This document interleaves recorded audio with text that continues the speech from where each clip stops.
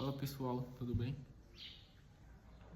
Esse vídeo é um teste, na verdade, para algo que eu tenho vontade há um certo tempo já de fazer, que é reler algumas obras que eu tenho aqui em casa, falar um pouquinho sobre elas, né? Então a obra que a gente vai estar vendo hoje é Real, de Takehiko Inoue, ou Inoue Takehiko, né?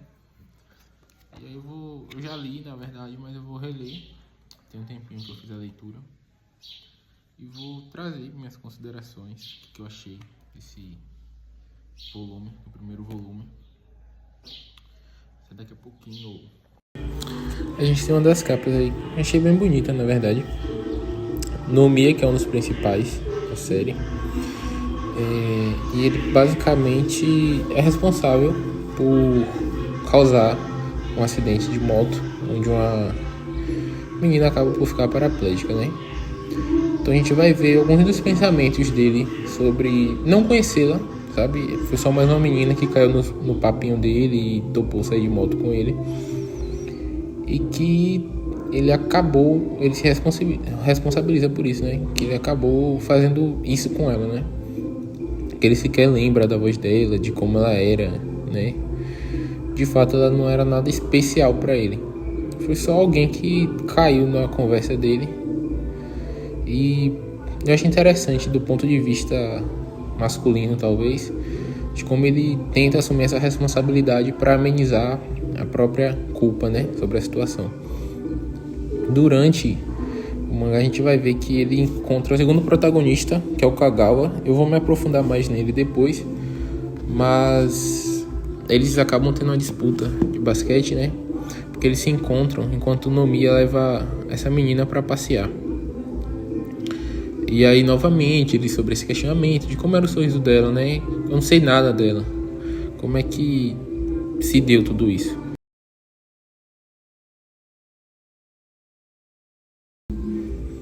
E ali, durante a disputa, né? Eles acabam se batendo, porque o Nomiya tá enfrentando esse Kagawa, que é cadeirante. Ponto importante aqui. E a bola de basquete acaba caindo na mão da menina e ela sorri. E aí ele finalmente consegue se lembrar como é o sorriso dela, né? Então acho que é uma cena bem significativa para quem tá lendo a obra.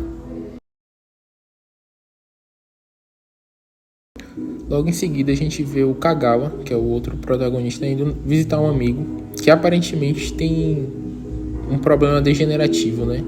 Então, conforme o tempo passa, a situação dele piora. E logo mais ele vai, infelizmente, vir a óbito, né? E aí ele fala algo que eu achei bem interessante, que é: daqui a um tempo eu não vou nem conseguir levantar a bola, eu deveria ter comprado ela antes. Eu acho que nos faz pensar, né, um pouquinho sobre decisões e sobre ímpeto. Aqui nós temos uma cena muito legal. O nosso terceiro protagonista, que a gente ainda não sabe que será o terceiro protagonista, eu só sei porque eu já li a obra, ele sofre o acidente, né? Depois a gente vai explorar esses outros dois protagonistas que eu falei melhor. Mas ele sofre um acidente que vai deixar ele paraplégico também. E é muito bacana, né? Porque ele era uma pessoa muito inteligente, atlética, muito popular pelo que a gente vê na história, especialmente entre as mulheres.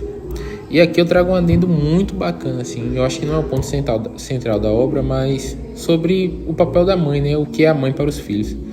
Fiquei bem pensativo sobre isso, não só sobre minha relação com a minha mãe, mas de algumas pessoas que eu conheço, que são mães, ou que são filhas também, né? De como a gente vê a mãe muito nesse papel de servidão, né? Quase como ela é minha mãe, não um ser humano antes disso. Muito interessante essa parte, assim, e bacana. Então, nosso terceiro protagonista aí, depois ele tá no hospital, ele acaba, né, ficando paraplégico, ele não consegue mexer as pernas. E a obra mostra que ele se interessa por uma enfermeira muito bonita, pelo visto. Só que aí ela começa a limpá-lo, porque ele defecou em si mesmo e nem percebeu, né? Então a gente vê como é chocante pra ele sair de um estado de uma pessoa fodona pra alguém que não consegue nem se limpar, né? Então, pessoal, só pra finalizar rapidinho, né? Muito bom esse primeiro capítulo.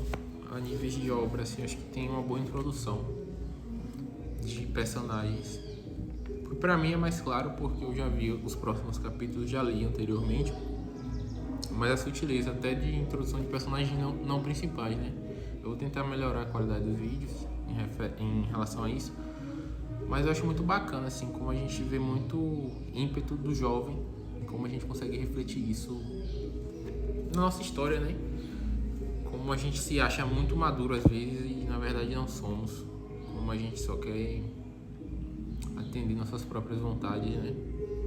Ou pelo primeiro capítulo, né?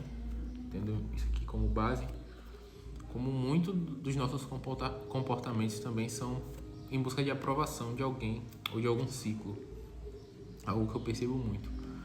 E quando a gente às vezes não tá nessa busca, né? Eu não tenho consciência dessa busca, a gente tá tentando agradar, ou como em algumas situações aqui do Domia, chamar atenção e ser totalmente contra, né? Ser disruptivo. O que me parece não funcionar muito bem também, né? Eu acho que equilíbrio é importante. Seja nas escolhas de quem a gente está ao lado, seja do quanto nós vamos agradar e do quanto permitiremos influência, né? Ou controle dessas pessoas em algumas ações nossas, o espaço que isso toma pra gente. E também controle, né? Na disrupção. Não adianta querer fazer tudo do nosso jeito. Eu acho que também é um pouco de reflexão sobre humildade e aceitar também algumas opiniões.